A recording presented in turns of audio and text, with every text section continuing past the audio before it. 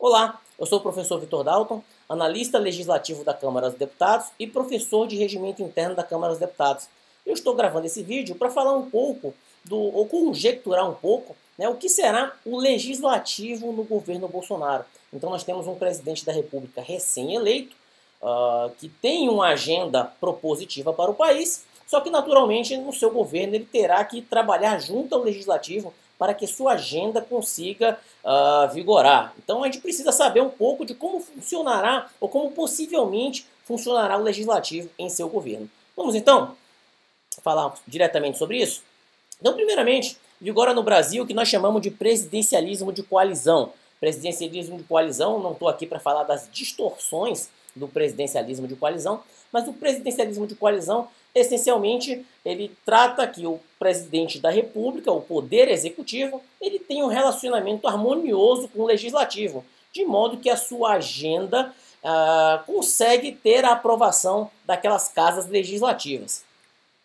Nós temos um presidente recém-eleito que está trazendo diversas pautas, como redução da maioridade penal, está falando em reforma da Previdência, em reforma tributária, e todas estas reformas, elas não dependem simplesmente da vontade do Executivo para que esse ajuste no ordenamento jurídico brasileiro ele passe a vigorar. Esse ordenamento jurídico, essa modificação do ordenamento jurídico, ela precisa passar pelas casas legislativas.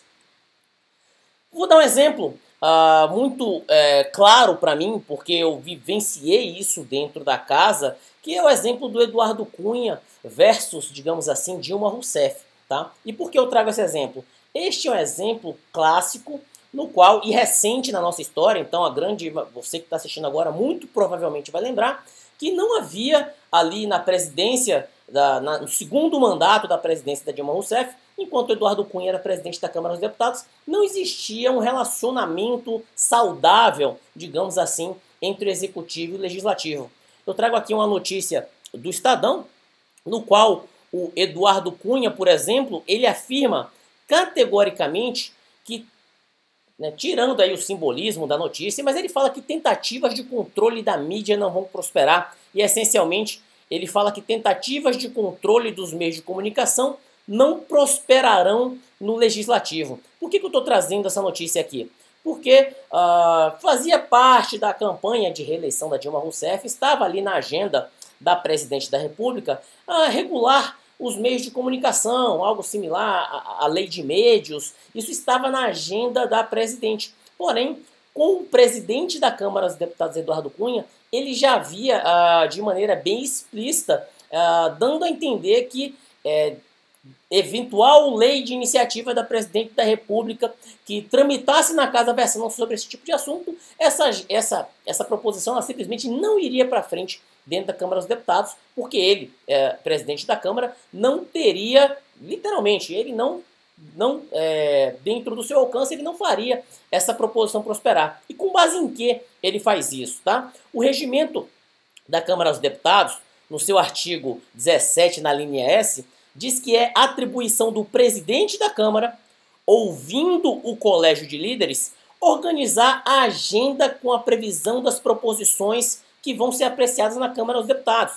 Isso significa que o presidente, ouvido o colégio de líderes, lembrando que o presidente da Câmara dos Deputados, ele é um deputado que foi eleito pelos demais deputados para ocupar aquela posição. Então ele, havendo sim o respaldo dos demais deputados da casa, o presidente da Câmara ele tem sim o poder de ditar qual é a agenda que vai tramitar dentro da casa. E se ele tem uma visão de país colidente com o presidente da República, com o chefe do Poder Executivo, você começa a ter aí o presidencialismo de coalizão começando a falhar, por assim dizer. Então, prosseguindo a nossa linha de raciocínio. Então nós temos, e eu vou dar uma ênfase um pouco maior à Câmara dos Deputados aqui a partir de agora, porque o Senado ele é um pouco, não diminuindo o Senado, mas porque o Senado ele é um pouco personalista. Então eu vou falar de blocos aqui daqui a pouco. Então na Câmara dos Deputados isso é mais icônico, isso é mais fácil, é mais palatável do que no Senado Federal, que é um pouco mais personalista. No Senado Federal eu digo que a figura do senador, por serem apenas 81, ela é mais forte, inclusive, do que a figura do próprio partido que ele representa. Ao passo que na Câmara dos Deputados, você tem a representação partidária como mais forte, digamos assim, do que um parlamentar individualmente. Então, no artigo 64 da Constituição, nós vemos de forma clara que projetos de lei de iniciativa do Presidente da República terão a sua tramitação iniciada na Câmara dos Deputados. E é justamente por isso que eu vou enfatizar a Câmara dos Deputados. Se você tem um presidente que tem uma agenda que envolve projetos de lei, que envolve propostas de emenda à Constituição, se esse presidente vai dar entrada no Legislativo, ele vai dar entrada pela Câmara dos Deputados. E o PSL, que é o partido do presidente eleito, tem 52 deputados dentro da casa.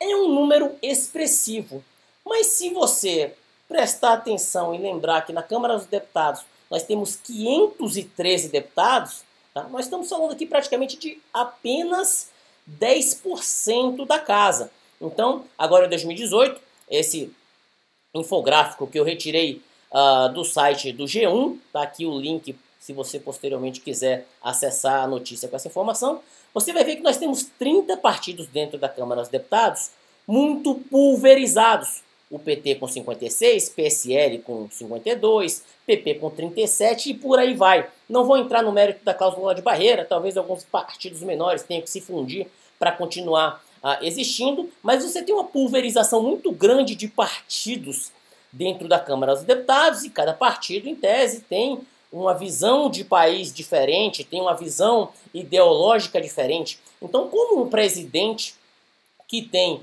apenas 10% na Câmara do seu partido, e essa não é uma quantidade pequena não, se você visualizar historicamente, você não tem nenhum partido com 200, com 180 deputados dentro da casa, você tem realmente essa pulverização, esse pluripartidarismo dentro da Câmara dos Deputados, sempre foi bastante evidente.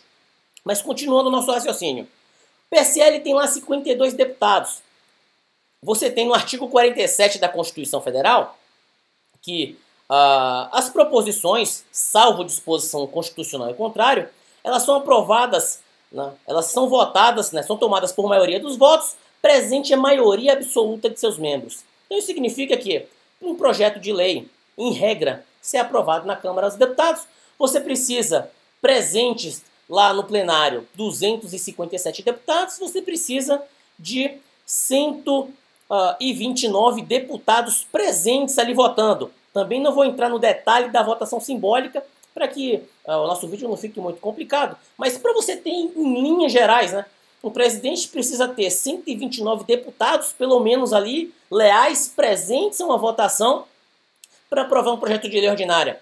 Mas se, por exemplo, ele tiver que aprovar uma proposta de emenda constitucional, então vamos supor aí que, por exemplo, uma redução da maioridade penal, você precisa emendar a Constituição, você vai precisar de quê? De 308 votos, segundo o artigo 60, parágrafo 2º também da nossa Constituição.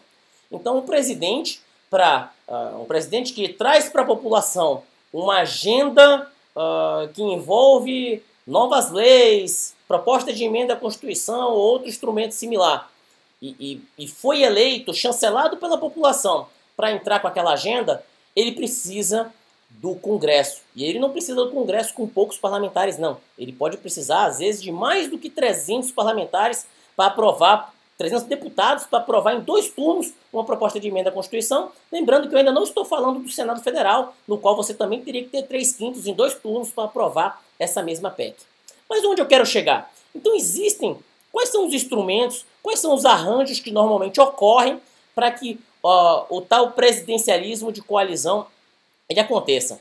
Na Câmara dos Deputados, costumam se formar blocos parlamentares. Tá? Blocos parlamentares. Então, se você pegar o artigo 12 do Regimento Interno da Câmara dos Deputados, você vai ver que a representação de 2 ou mais partidos, né, por vontade das respectivas bancadas, podem constituir um bloco sob liderança comum. E por que eles constituem um bloco sob liderança comum? Porque o Regimento Interno da Câmara dos Deputados prevê que, para eleição da mesa diretora e para as presidências das comissões, então a Câmara dos Deputados ela se divide em comissões especialistas em mérito de determinadas matérias, Então você tem lá uma comissão de segurança pública, que trata de assuntos de segurança pública. Você tem uma comissão de desenvolvimento, indústria e comércio, que trata de assuntos econômicos relativos à indústria, relativo a comércio. Então você tem comissões que são comandadas, digamos assim, por presidentes, e você tem a própria mesa diretora que coordena todo o trabalho da casa. E o regimento, ele é explícito ao dizer que, por exemplo, para a mesa diretora, para a composição da mesa é assegurada a representação proporcional dos partidos ou blocos parlamentares. Tá? E entrando um pouco no detalhe, o que isso quer dizer? Isso quer dizer que não somente, tá, quanto maior o bloco, mais vagas você tem na mesa, ou mais presidências de comissões você tem direito, mas como também tem algo que faz toda a diferença nas entrelinhas do regimento. É que quem tem a maior bancada escolhe primeiro. Então isso significa que se você tem um bloco muito grande, você não somente vai ter direito a várias presidências de comissões ou a vários cargos na mesa diretora. Você vai ter direito a escolher estas vagas primeiro. E isso faz toda a diferença para a condução dos trabalhos da casa. Então, como por exemplo, aí, somente para ilustrar um pouco a questão da mesa diretora. Então a mesa diretora, isso aqui, a mesa diretora é muito mais do que isso, tá? Mas a mesa ela é simbolizada no plenário do Congresso por meio dessa bancada, que fica inclusive em posição mais elevada do que o restante do plenário, por meio do qual o presidente, aqui ilustrado Rodrigo Maia, deputado Rodrigo Maia, conduz os trabalhos da casa. Então, você tem atualmente, tá? Isso aqui, essa constituição de partidos e blocos é a que eu trago de hoje, tá? Lá da Câmara dos Deputados. Você tem um bloco um pouco maior com o PP, com o Podemos ou com o Avante. Esse bloco, na verdade, não somente ele, mas o que foi apelidado aí pela imprensa de Centrão, seriam esses partidos que ideologicamente não estão alinhados nem tanto à esquerda e nem tanto à direita, mas que contém muitos parlamentares dentro da casa e que estão conduzindo os trabalhos da casa atualmente. Então você tem aqui o maior bloco da casa atualmente, sendo o PP, o Podemos e o Avante, e você tem o PT, o MDB, o PSDB, o Democratas, todos com, digamos assim, não fundidos em blocos, de forma individualizada. Você só tem um bloco aqui com o PTB e o PROS. E você pode pensar, pô, professor, você está me trazendo aqui uma explicação a respeito de blocos parlamentares, porém você não tem tanto bloco parlamentar assim na casa, os partidos me parecem individualizados. Por isso que eu fiz questão de trazer a distribuição atual e falar para você não se enganar, tudo bem? Porque o que acontece no início de legislatura é isso aqui, ó. Tirei lá da Câmara dos Deputados, do site da Câmara dos Deputados, por ocasião da eleição do presidente da Câmara dos Deputados no início de 2015, no qual Eduardo Cunha montou um bloco com 218 parlamentares. Tá? Se a imagem estiver pequena para você, provavelmente está, mas eu vou ilustrar aqui. Ó. Ele montou um bloco com PMDB, PP, PTB, Democratas, PRB, Solidariedade, PSC, PHS, PTN, PMN. Ele montou um verdadeiro blocão no início da legislatura, não somente para ter o apoio para se eleger presidente, mas também para que esse blocão conseguisse escolher as, digamos assim, melhores presidências de comissões dentro da casa e ter uma quantidade significativa de cargos na mesa diretora. Primeira vice-presidência, primeira secretaria. Então, a montagem desse blocão garantiu a governabilidade da Câmara por parte do presidente Eduardo Cunha e que, ao ter uma agenda com alguns pontos de colisão da presidente Dilma Rousseff, ele conseguiu assegurar, não sei se é bem a melhor expressão, mas ele conseguiu dificultar e muito a vida da presidente que tinha acabado de ser reeleita para um segundo mandato de 2015 a 2018, tanto que a história nos mostrou que a presidente nem chegou ao término do seu mandato. Nós tivemos um segundo blocão, né, capitalizado aí pelo PT, o qual o candidato a presidente à época era o Arlindo Quinalha. O Arlindo Quinalha não conseguiu se eleger. É até interessante isso aqui. Eu trouxe no início do slide aquela questão da regulamentação da mídia, que com o Eduardo Cunha sequer teve vez. A minha percepção de quem estava lá dentro, né, ao longo desses anos na casa, é que se o Arlindo Quinalha, por exemplo, tivesse sido ele eleito presidente da casa, ele teria conseguido avançar a regulação da mídia. Então é interessante isso, né? Como às vezes a figura de um presidente da Câmara, ela pode ser decisiva para o avançar ou não de determinadas proposições dentro da casa. Tivemos um terceiro bloco também com Júlio Delgado, que não conseguiu também ser eleito, um bloco com PSB, PSDB, PPS e PV. Somente para ilustrar, o bloco do Arlindo Quinalha teve PT, PR, PSD, PDT, PROS e PCdoB, com a bancada aí de 180 deputados. Legal? Então, o que eu acredito, tá? Eu acredito que agora, no início de 2019, o que vai acontecer é a fusão também, a criação de grandes blocos para o início da legislatura, por causa daquilo que eu falei, para ocupação de cargos na mesa diretora e também para a possibilidade de escolhas das presidências de comissões dentro da Câmara dos Deputados. E quais são os prováveis cenários, e a partir de agora também é pura conjectura minha, tá, para dentro da Câmara dos Deputados. Quais são as situações que eu imagino aqui da minha cabeça que podem acontecer nos próximos meses e que irá culminar no início da legislatura em 1º de fevereiro de 2019? Eu imagino que nós tenhamos o seguinte: 3 grandes forças dentro da Câmara dos Deputados. Uma grande força que orbita em torno do próprio PSL, que embora seja um partido muito jovem, montou aí a segunda bancada mais expressiva da Câmara dos Deputados, chancelada pelo presidente da República. Acredito numa segunda grande força orbitando em torno do PT, até mesmo pela quantidade de deputados que o PT trouxe, né, com 56 deputados até o momento. Você terá uma oposição ao governo oriunda do PT e dos partidos que escolherem orbitar ao redor do PT dentro da Câmara dos Deputados. E essa terceira força que vai permanecer na casa, que é o Centrão, que embora tenha reeleito uma quantidade menor de deputados para essa legislatura, fruto do surgimento do PSL, né? Então, se afinal de contas surgiram 52 deputados do PSL dentro da casa, né? Essas vagas elas foram tomadas principalmente do Centrão, mas também houve um encolhimento do Partido dos Trabalhadores dentro, nessa mudança de legislatura. E essas 3 grandes forças, no meu entender, elas vão se organizar de existem 2 formas possíveis, prováveis, de organização dessas 3 forças. O primeiro cenário que eu visualizo é o PSL formar um grande bloco, o maior bloco da casa, aos moldes do Eduardo Cunha em 2015, formando um bloco. O próprio presidente da República, presidente eleito, né, Jair Bolsonaro, ele já disse que ele tem, fora do PSL, em vários desses partidos que são aí do Centrão, ele teve deputados que se elegeram apoiando-o e declarando abertamente este apoio. Então ele tem ali muitos parlamentares, muitos deputados desses partidos descentralizados, PR, PP, Democratas, PSDB, parlamentares que os apoiam. E se ele conseguir converter esse apoio que é pulverizado dentro dos partidos para trazer o partido inteiro para esse bloco do PSL, ele consegue formar um blocão para escolher, provavelmente ajudar a eleger o presidente da casa, escolher bons cargos na mesa diretora e escolher presidências de comissões relevantes.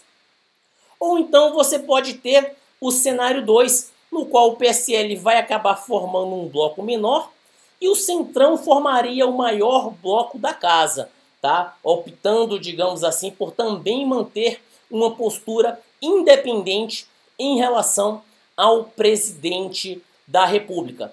Ônus e bônus de cada um desses cenários para a chefia do executivo ou mesmo para o próprio partido dentro da Câmara é que o PSL, talvez ao formar um blocão, ele possa sofrer, digamos assim, com a repercussão perante a imprensa ou também perante a sociedade, por se coligar a partidos, digamos assim, o que o próprio presidente chamou de velha política, né? Então você se coligar a partidos da velha política para assegurar a governabilidade dentro do Congresso, ou você pode ter o cenário 2, né? Com o PSL formando um bloco menor, talvez para não se coligar com alguns desses partidos, evitando, digamos assim, o ônus da repercussão negativa perante a sociedade, mas também correndo com um cenário talvez um pouco perigoso, porque ao ter o Centrão como o maior bloco da casa e talvez ter um presidente da Câmara que seja bem independente